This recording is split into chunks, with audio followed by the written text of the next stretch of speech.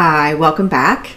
Now that we've looked at two variables in relationship and we've talked about statistical significance and confirmation bias, the logical next thing to do to go deeper into the relationships, to build more excitement into your plot, and to avoid confirmation bias and the correlation as causation fallacy as much as possible.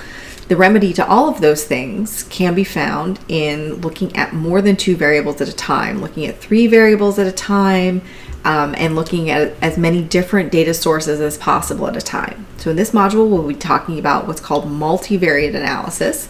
So that means looking at three or more variables at the same time. And we'll also be talking about joining data sets. So working with more than one data set at a time, which is a really good protection for bias, prejudice, problematic data. But you have to be a little bit careful in how you do it.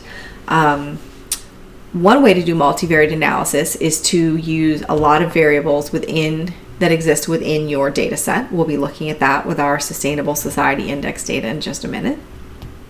Another way to do it is to go outside your data and look for data sets that are measuring similar or the same thing and combine those data sets. Tableau has a really nice way to bring data sets together.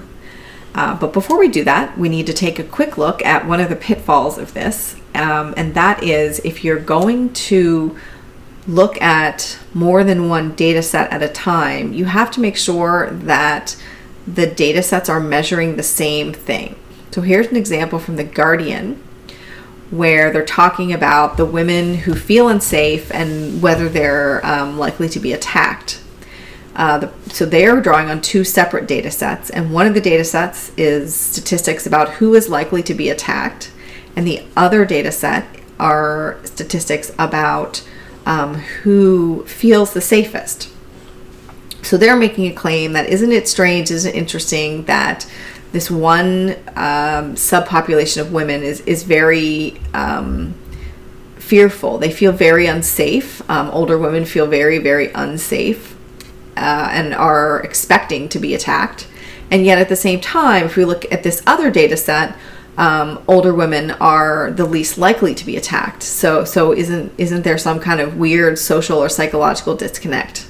This is not a good way to be using data sets together.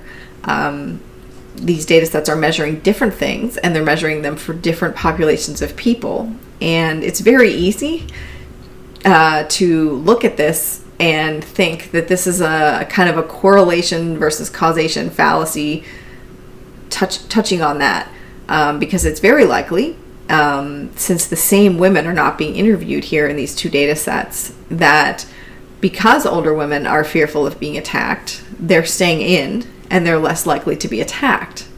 What would really be a proper, or more, not proper, but more effective combination of data sets would be if you could find out from the same woman, how likely do you feel it is that you will be attacked, and how often were you actually attacked? That would help you see a proper correlation rather than comparing two data sets that aren't really comparing the same thing. So when you're going to bring data sets together, either physically join them together and use the data as a multivariate analysis, or you're going to take a summary statistic from one data set and a summary statistic from another data set and put them side by side, whichever way you're going to combine your data, make sure that the assumptions and the internal logic and what those two data sets are studying are the same thing so that you can make an apples to apples comparison.